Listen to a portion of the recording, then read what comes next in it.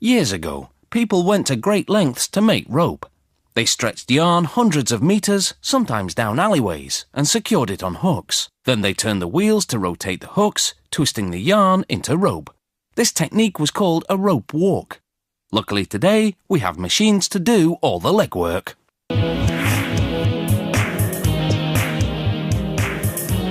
These ropes are made from thousands of nylon fibers that are finer than human hair, but stronger.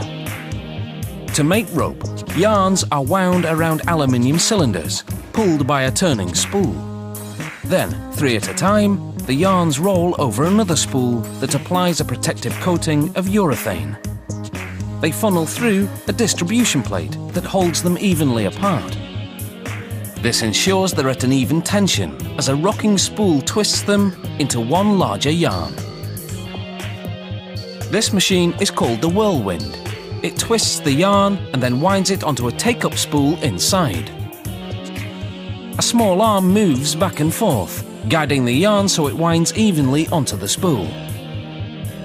This is core yarn, and it will be used to make other rope.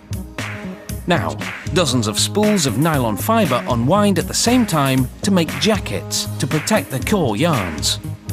The fibres travel several meters over a network of rollers that act as guides and control tension on each individual fibre. They pass through distribution plates, as turning bobbins below twist the fibres into yarn. A platform moves up and down to evenly wind the yarn onto the bobbin. 48 of these bobbins are placed on the maypole machine. The braiding action tells you where it got its name.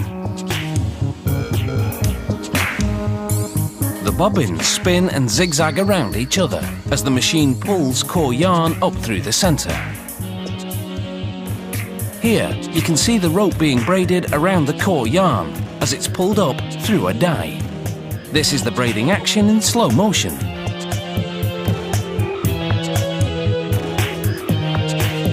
It produces a mountain climbing rope, strong yet stretchy because of the twist in the core of the rope. The rope winds onto the wheel as it pulls it upwards. Then it spills into a basket.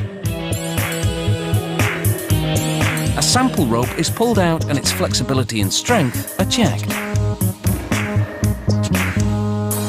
Now, another maypole braider weaves a synthetic rope that's stronger than steel, yet lightweight and flexible. That's because the strands at the core are braided with a material called ultra-high molecular weight polyethylene. It's a high-performance thermoplastic. This rope will be used for yachting. A pulley draws this high-tech rope through some metal pipes filled with steam. This shrinks the polyester jacket around the powerful core for a tight fit.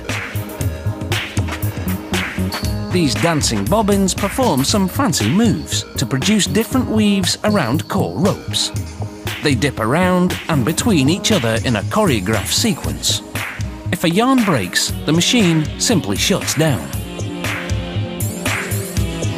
It takes 9 hours to make around 900 meters of this large utility rope.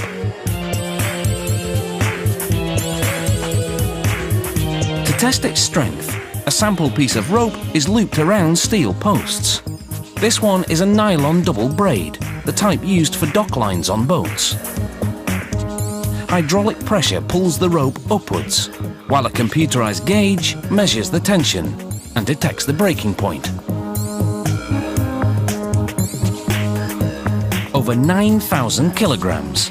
That's the weight of a killer whale. Needless to say, this twine is just fine. In another test, a steel probe known as a FID is inserted into some industrial rope, and the pointed end is placed into a hole. An electric motor forces the FID through, while a gauge measures the force it takes for it to completely penetrate the rope. It took 4.5 kilograms of pressure to push the probe through the rope, which means this rope is firm yet flexible.